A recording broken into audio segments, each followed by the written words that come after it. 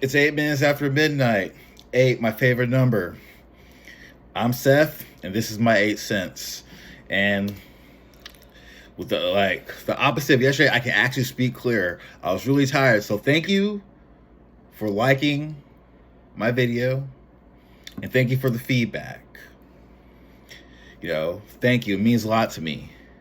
But don't forget to subscribe and follow me on Twitter and on Instagram and Facebook. The links are on the YouTube page. Today's video is not about the Cody Rhodes situation, but it's a leaf off of that tree. This video here is about AEW. Today I went on Twitter, and a lot of people are talking about the 24% drop in the ratings for Dynamite. Their lowest. Some folks are rejoicing on Twitter with jokes. I sent a joke with a song from the 80s. It was a gospel song called Jesus Saves by Lil Cedric, who went on to become one part of Jodeci. He's KC, by the way. If I get enough likes, I'll send you guys the link to that song. I even joked to myself that they should call themselves All Anointed Wrestling, that all the stars should gather around Tony Khan and have a gospel song and a prayer before the matches start, in hopes that Jesus will bless them with better ratings. They're just jokes, Team AEW and AEW fans. I'm not against the product. I'm not, I promise you. That's not what this video is about. This video is made out of concern. Like I said yesterday, we'll say yesterday. What Tony Khan does this point forward is pivotal to the success or the failure of AEW. And that's a fact. That's a fact. I know, I'm wearing my traditional garb here. It's not all I wear on these videos, I promise. I promise. I digress. Tony Khan, there is footage on Twitter. Go look and see for yourself. There is footage on Twitter of him asking for a hug. He said, I had a hell of a week, and I could really use a hug, is what he said. I felt that. I showed it to my wife. She was thinking. I asked her. I said, Flower. That's my special nickname for her because she's my flower. I said, Flower, do you feel that AEW is dying? And she said, yes, I do. Jokes aside, this is their first punch to the gut. A 24% drop in ratings? That's a punch to the fucking gut. What happened? Last year, we wouldn't be having this conversation right now, would we? What happened? From their inception to now, what happened? There'll never be a clear-cut answer, y'all. But we can base our opinions and be like, hey, and some of our opinions may not be far from the truth. You can blame it on Tony Khan's incompetence and his inability to be an actual boss because he spends too much time on Twitter saying shit he does not need to be saying. You could attribute it to the fact that he's signing universally everybody who WWE gets rid of, all their leftovers and rejects, but not knowing how to use them properly.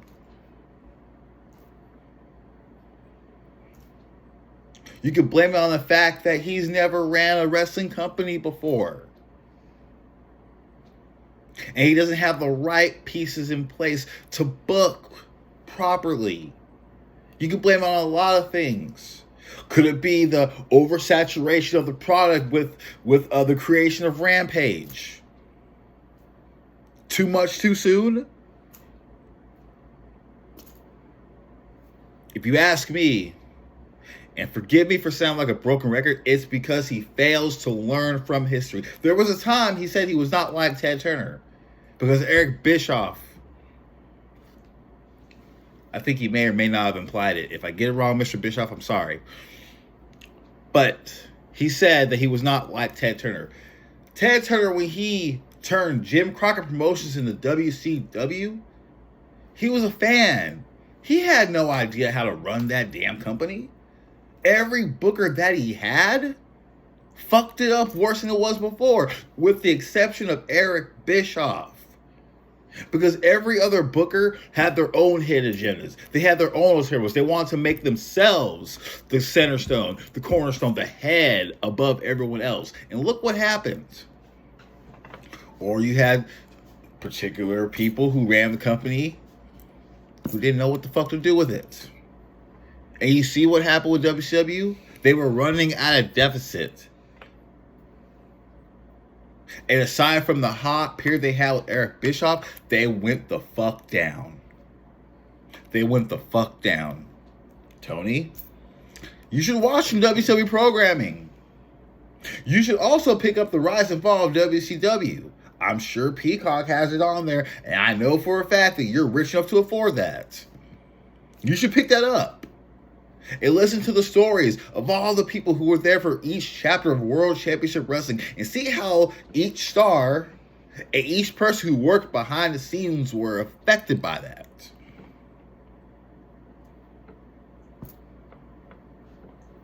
You have a lot of money. You have a lot of great stars on your roster. You have Maxwell Jacob Friedman. You have CM Punk. You have Wardlow. You have the Inner Circle. You have Eddie Kingston. You have Bryan Danielson. I don't need to say any more names. Your roster speaks for itself, but you have to give them something that they can work with. You have John fucking Moxley there. The former Dean Ambrose.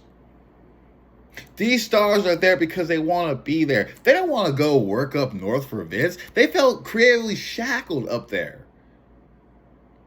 Don't let them down by not learning from your past, by not learning from your history, Tony. This is on your head. Their survival depends on you. You need to stop being on Twitter. The comments you made about Big Swole should have never happened. You shouldn't have Hikaru Shida feeling the way that she does. You have all these Japanese stars, female stars. But what are you doing with them? And it's not even just these factors. I've never watched an episode of Rampage, okay? So I can't comment on it. But what I can tell you is when I was a young boy, I watched Nitro on Mondays. And depending on what month or week it was, Thunder on Wednesday or Thursdays. You know what happened? It brought WCW down. The quality. The big stars wanted no part of it because they thought it was the B show. Everything about the presentation of Thunder screamed B show. And as a result, all you had on Thunder, the people who cared, were the mid to low card people because they're just happy to be on TV. You should have waited a while to do Rampage. See, Vince, he did it smart. He waited a while to give you SmackDown. He waited until there was a demand for it. Anyone who watches this video, I am not a WWE fanboy. I am a wrestling fan who grew up on this sport. Watching it for as long as I can remember. Having the action figures. Doing the moves in my mom's living room. Doing somersaults and moonsaults off of the table. Doing backflips in the Discovery Zone. I was that kid. Reading all the magazines. Wrestle America. Pro Wrestling Illustrated. The WWE magazines. The WCW magazines. You name it. I've done it. I bought it. T-shirts. Enough said. If you would just had Dynamite and Dark, that would be one thing. But now you have Dark or Dark Elevation, Dynamite, and Rampage. Do you really need Rampage? For a while, TNA didn't have a second show. I don't think they ever did, aside from Ring Kong King, but that was in India. TNA's main show was Impact. You have developed quite the following, AEW and Tony Khan. You have. I will give credit where credit is due. And you deserve a lot of credit for doing so much in such a short time. But fuses are short. A lot of things in life are short. They may seem like a long time, or they may seem like it's forever, but ultimately, in the grand scheme of things, it's short. 1 year is a short time. Time is never long enough. Tony, you're probably feeling down. I can understand that. You may not even be worried, but you should be. 24% ratings drop. 24% of your fans didn't give you the time of day on your number one show, Dynamite. A lot of people on Twitter are saying that this is the beginning of the end for you. I refuse to believe that, because although I said what I said on the last video, I believe in you, Tony. I believe in the product. I believe in the wrestlers. I just watched a segment with Daniel Bryan and Jon Moxley today. I watched it and I felt it and I loved it. I watched a piece of the match of Santana and Ortiz against the Inner Circle. I watched that. I felt that. You have to remember, Tony, it's not the fact that you're signing them. It's what you're doing with them. Maybe, just maybe, you should take a tip from Vince McMahon. Did you know Vince McMahon got Triple H, Mick Foley, Stone Cold Steve Austin from WCW? Although Austin spent some time in ECW before he made his way to the World Wrestling Federation at the time. And you know what he did? He made them into superstars. When WCW saw no marketing in them, saw no future in them. And those three stars were part of a collective that helped Vince win the war against Ted Turner in World Championship Wrestling. You should watch that segment with Vince after he buys WCW. When he says, you know how you beat a billionaire? By becoming one yourself. Because he knew the product. He knew the players on the team. He knew their strengths. He knew their weaknesses. He knew what they could do, what they could not do, and he worked with it, and it all came together. You have to improve the morale in there. You guys got hit hard in two ways. The departure of Cody Rhodes and the fact that Dynamite had a 24% drop in ratings. That's a 1-2 punch right there. And now you got people on Twitter over there. The anti-AEW collective is taking shots at you and the product. They're saying that you're done for. They're saying you may as well just drop Dynamite, drop AEW altogether. They are counting you out. They have put the sheet over your head. They have stuck a fork in your ass. They have read their last rites as far as they're concerned. They're playing taps right now. But you can change that, Tony.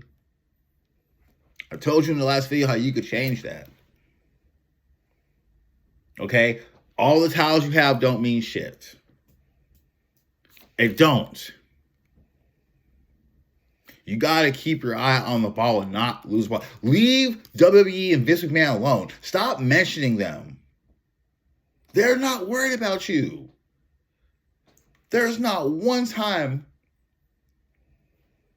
that they've mentioned you. Do you know why?